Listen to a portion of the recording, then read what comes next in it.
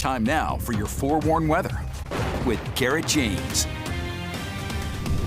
And speaking of updates, we're checking in with meteorologist Garrett James with a look of our forecast as he joins us live from St. George.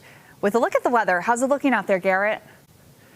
Well, looking okay for some right now, however, not for everybody. But take a look at this behind me. More winter weather advisories, they're in effect, but starting tomorrow and lasting until the end of the day on Wednesday, expiring at about 10 o'clock. But we can see it's going from state line to state line. We can see we're already seeing wintry precip taking place right now, all the way in Logan, Ogden. We can see it's right on the cusp of seeing a little bit of rain, a little bit of snow, but we're seeing some valley rain, and we're mainly looking at some mountain snow. But as temperatures fall, those snow levels will drop a little bit as well. But if we take a look at the southern portion of the state, we're looking mainly dry. However, if you look in the far western parts of Iron County, you can see there is a little bit of green right now, but I anticipate most of that should be evaporating before it makes it all the way down to the ground. Precip potential tomorrow. We're looking at some widespread precipitation chances as this next system moves in. We can see best chances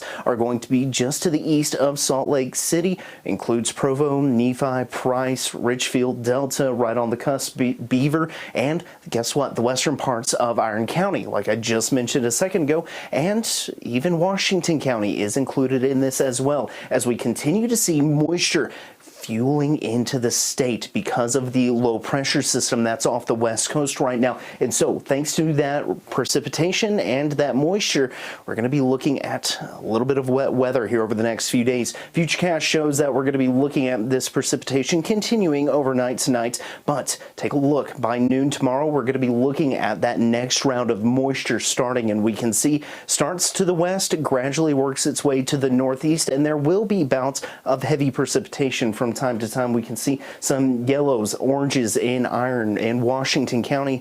And take a look at this. Right around 1 o'clock in the morning on Wednesday, notice there's some red, so don't be surprised if you hear a few rumbles of thunder late Tuesday into early Wednesday.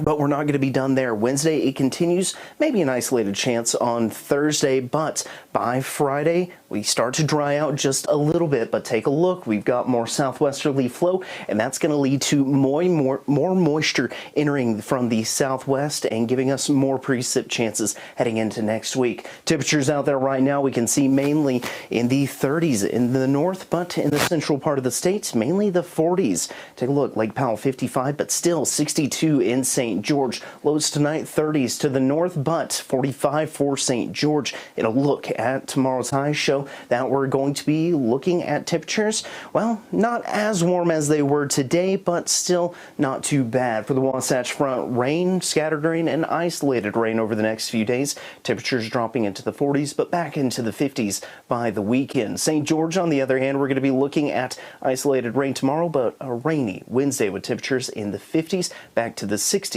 by the time we get to the weekend.